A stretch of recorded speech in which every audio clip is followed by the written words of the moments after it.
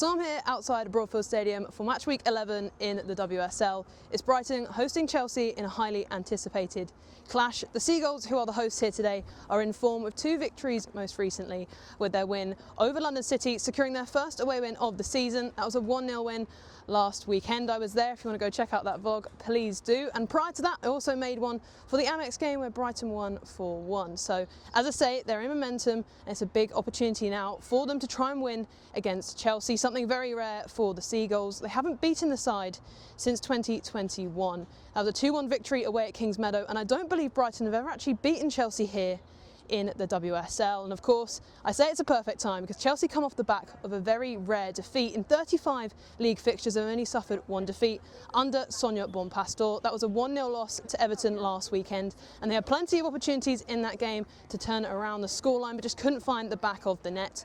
Sonia Bompastor playing for her team to be more clinical, and they were midweek with a 6-0 win over Roma, so perhaps ominous of how they can scare and threaten Brighton today. Chelsea striker then for team news is Aggie Vidošić. Plenty of options for Chelsea. They have Katerina Macario, Sam Kerr, both on the bench, so they can bring in those reinforcements. But Aggie Vidošić gets the nod, trying to get her 5th goal of the season after 4 in the month of September. She's had a goal drought since then, so it'll be interesting to see how she does. They have the likes of Vika Captain, Johanna Rytting-Kaneryd, superb winger who I think a lot of English fans will know from the Euros for Sweden. So watch out for those. But big news for Chelsea, they don't have their keeper, Hannah Hampton, out still with a thigh injury, or quad rather. So we're looking at seeing Olivia Peng in goal once again. She only had a few appearances for the side, so Brighton hoping to take advantage of that. Some of the players you can watch out for them. Kiko Seke on the flank. She's been the talisman for the side this season so far, being superb. Scored the match winner last weekend against London City, so watch out for her. Also Madison Haley, finally back from her groin injury. She's played the last few games, got goals and assists against Leicester and London City. So again, another player you can expect to maybe play in the 10 or on the wing who's superb, or even up front, because Brighton still without Carla Camacho, their striker. She is still suffering, I think, from concussion or just getting back to full fitness. So she doesn't start, neither does Fran Kirby, still not back from her own injury. But we do see Nadine Nordum again in midfield, who I think is superb. Could be a really key battle as well. Maisie Simon's breaking up play, so watch out for them. But the big news for Brighton, they are without Chiamaka and Edozie.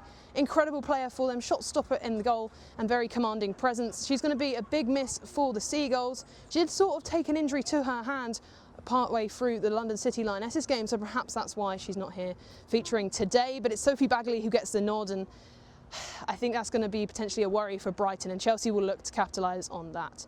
It's a very difficult one to call. I think with Brighton in form and Chelsea not being so clinical against Everton, we could see an upset. Of course, Brighton drawing 2-2 last season here at Broadfield. I was there for that. I thought Brighton arguably could have got the win as well. An offside Lauren James goal, making sure it went into 2-2 and securing a point for Sonia Bompastor's Blues. My prediction for this one, head and heart say 2 different things. I think if you're a neutral, you want to see a Brighton win. You want to see Chelsea suffer consecutive defeats for what would be the first time in over 3 seasons. They don't normally lose more than 1 game on the bounce, but yeah, that's what I'd like to see. I think Brighton could nick it. I'd love to see like a 2-1 to end what has been a good season and a good year so far for the Seagulls. But I do think with Chelsea's quality, they may just overawe the Seagulls here. I'm going to go 3-1 Chelsea, but bear in mind the 2-1 result for Brighton would be great as well. Plenty of fans here and plenty of noise ahead of kickoff, so we'll see how this one goes.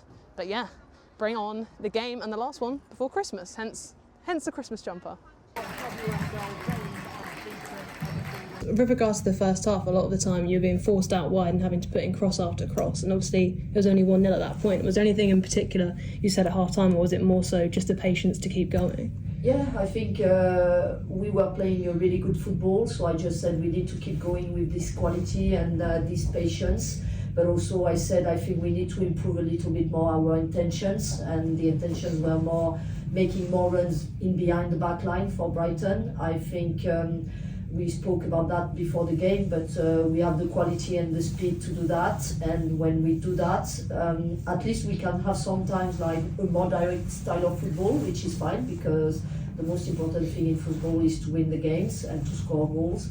And if it's not the case, at least when you make the runs in behind, you open more space in midfield for your midfielders. So that's what we need to create in every game. And yeah, I was just making sure at halftime, reminding them it was important to have that. At the start, we would have liked to have played a bit more, I think, to really have a good chance against Chelsea, you need to defend. I don't think the Everton result would happen again unless you get very, very lucky, because you see the class of Sandy cuts in right forward, opposite top corner. So we could have defended that a little bit better. We spoke about that we wanted to limit those shots. So that was a little bit frustrating, especially in when it happened as well in that 42nd, because I think if it stays 0-0, it sort of works more into our favour a little bit, because then obviously with the context of the table and City winning and keeping that gap at 6 points for Chelsea, maybe it would have helped us a little bit. So so again, the reaction was not bad. We spoke at halftime about, we were sort of late, we got the press wrong, we didn't lock them to one side. I think we just gave them a lot of respect in that first half. We weren't in the duels, we were there, but we weren't there. And then when we were arriving, when you give, world-class players that much time on the ball, it becomes very, very easy. Like almost like a mannequin, that they play around you. So that was better in the second half. But then I think towards the end, fatigue just gets the better of us. Maisie was trying everything in the midfield, and you can see she hit a wall. So we got her off as well. But I think we're disappointed with the result, but with the context, I think still proud of the girls' efforts until now. So it's full time here at Broadfield Stadium, and Chelsea have managed to secure a 3-0 victory over Brighton today. I didn't think Chelsea were at their stellar best, but they didn't need to be, with an underpar Seagulls side struggling to lay any sort of finger or glove on Chelsea.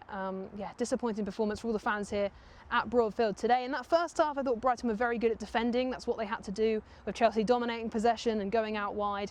I think Brighton was smart in terms of compacting that midfield, forcing Chelsea onto the flanks, and it was just cross after cross that the Blues, or rather the Seagulls, had to head away. I thought Caitlin Hayes was superb in that first half. Of course, we'll come on to her own goal, which was really unfortunate for her in the second half. But yeah, just attack after attack, and Chelsea managing to get a goal for all of their efforts. Prior to that, Lauren James had come close. She had a shot which just whistled past the post. We also saw Alyssa Thompson kind of ducked header. She was stooping low to meet the ball into the box. She had her header saved superbly by Sophie Bagley, but the goalkeeper could do nothing in the 42nd minute for Chelsea's deserved opener, when Sandy Baltimore fired in her strike from the edge of the box into the top corner. It was emphatic and no one was stopping it, and I think it was very smart that Chelsea thought, we can't really break down this team. We're not really getting much joy from crossing it into the box, with Brighton's aerial stature and sort of the way that they could just intercept the low-driven crosses as well. So a shot from Sandy Baltimore from long range was the answer. That made it 1-0, and second half I thought maybe Brighton can change a few things. I mean, they brought on Carla Camacho, Fran Kirby, Fuka Tsunoda, neither of them really making a difference, as it continued to be a dominant display from Chelsea, and they made it 2 very quickly, as I say, an own goal from Caitlin Hayes, meaning that Brighton went down to 2 goals. That was a cross into the box from Erin Cuthbert, a very powerful one at that, and all Caitlin Hayes could do, rather than heading it away, it was header it into her own net. So at that point you're thinking, Brighton really are going to struggle to create anything here. I mean, they had 0 shots on target in the first half, and then looking at how they can try and mount a comeback at 2 goals down is tough, but it quickly became 3 when Sam Kerr was introduced. Of course, the Australian striker, so well renowned for her finishing abilities, but she was the one to actually provide the assist. She cut in, basically cut past to her Brighton defender, a very clever way to evade Brighton, who were really intent on trying to quell Chelsea, but just couldn't when Sam Kerr cut in, drove her ball across the box to meet Alyssa Thompson, and the winger struck it in first time past Sophie Bagley to make it 3. And that was all Chelsea needed. They did continue their intent, tried to look for further goals. And I think if you're talking about which team was going to score more, it would definitely be Chelsea. I think the closest Brighton came was when Kiko Seke was in the box. But realistically, they just didn't really have much at all. Every time they tried to go long, it just didn't stick to the feet of their forwards. And every time they tried to build up, Chelsea are very tenacious at winning the ball back. As I say, a few times they managed to catch Chelsea out with a good move, kind of advancing up the field. But it was very rare, and that's why you'll look at the stats and think Brighton had nothing. So yeah, really disappointing display. Dario attributes it a lot to not getting the press right, and also the injuries they have. Jelena Chankovic would have been really helpful to have in midfield, being tenacious at breaking up play, but she unfortunately is injured. Chiamaka in goal. Wasn't actually a miss in the end. I said at the beginning of this video she might have been, but I thought Sophie Bagley was superb. So at least that's something good going forward. If they can't have their goalkeeper back after Christmas maybe, then she's one who can be there. Obviously Chiamaka goes off to AFCON, so yeah, that's an option. Sophie Bagley, Melina Loeck coming back, and hopefully many other players who are injured at the moment for the Albion. But for now, a 3-0 defeat for the Seagulls here at Broadfield Stadium, and the next time they play will be against Aston Villa at Villa Park. Early kickoff for that one. I don't know if I'll be going to it, considering travel costs and sort of the time, and also I do have uni assessments in the month of January, those cursed words, so I might not be able to make that one. Or their Everton away trip, but 2 tough away trips for Brighton next. Chelsea very much still in the title race, just about 6 points behind City, still in second. They'll be looking to continue their form when they play a WSL match after Christmas. Brighton, this result means they remain in 7th. Could have jumped ahead of London City, who I believe lost 1-0 to Leicester, but they didn't obviously win today, Brighton, so unfortunately that gap on London City still remains, and yeah, that is what they'll be trying to kind of bridge the gap with in their next games, which will be tough away fixtures. But we'll see how those go, and yeah, that's it from Broadfield here today. Bompastor's Blues getting the victory, and a subpar Seagull side suffering defeat.